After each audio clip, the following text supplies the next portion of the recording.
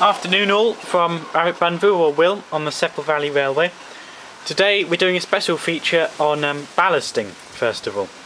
So it just so happens that I have a section of track here that I have not yet ballasted. So we'll be taking you through a step-by-step guide as to how to ballast. First thing you need to find are all the right tools for ballasting.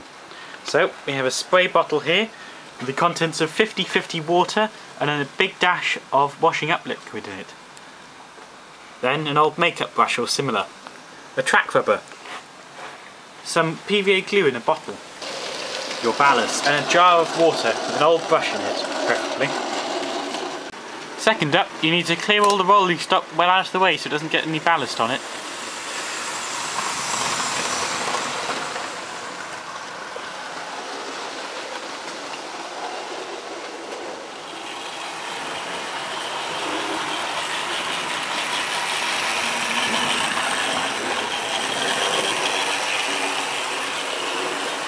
So, now for action step number 1. You take your ballast.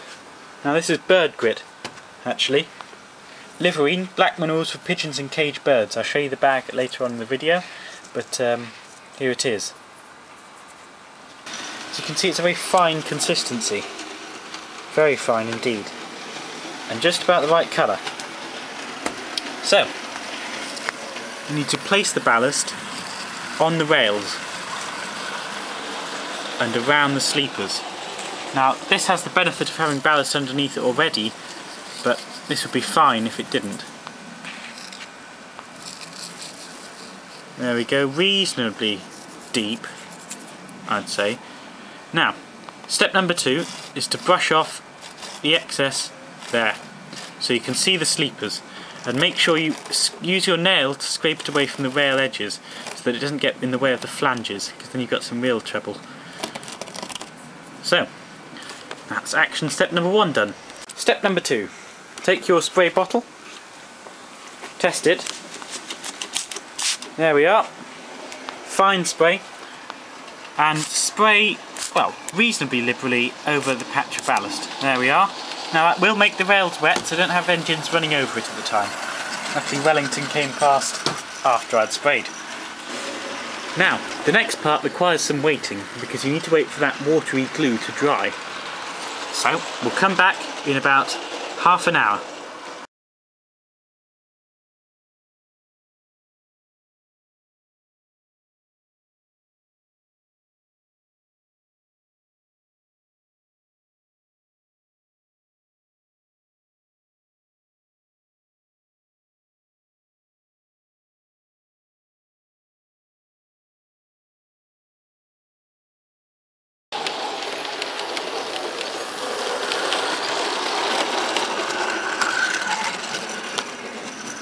So, after half an hour, the ballast is still slightly wet, but probably if you had a warmer environment, remember this is the garage, so it's quite cold out here, it should dry, but at the moment it's quite solid.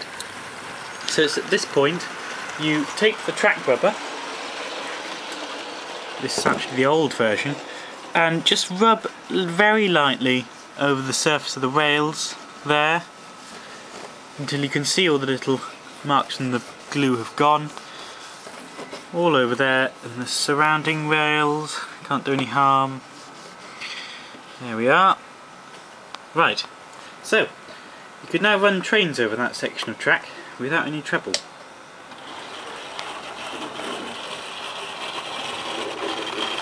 If I've done the ballasting correctly, that is. And away goes the high neck.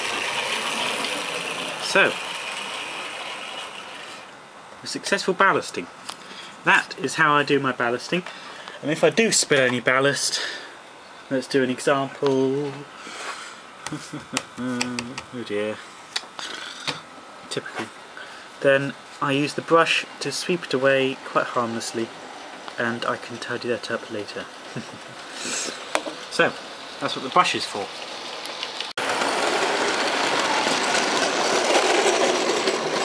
Now, if I was to do any ballasting on a solid surface and not the track, all I do is I put some PVA glue down, I get my brush after quick swill and spread it Now it should be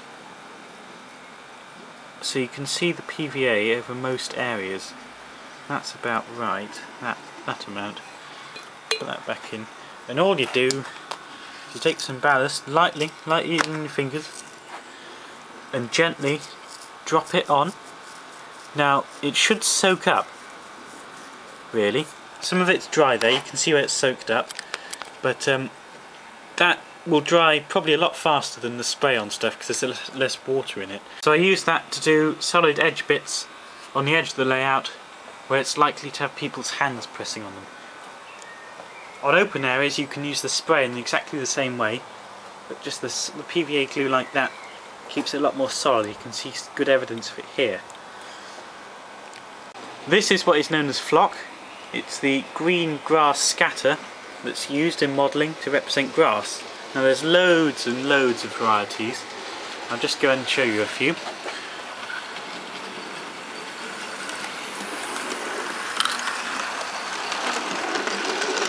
Where I keep all the flock. So all this is flock generally.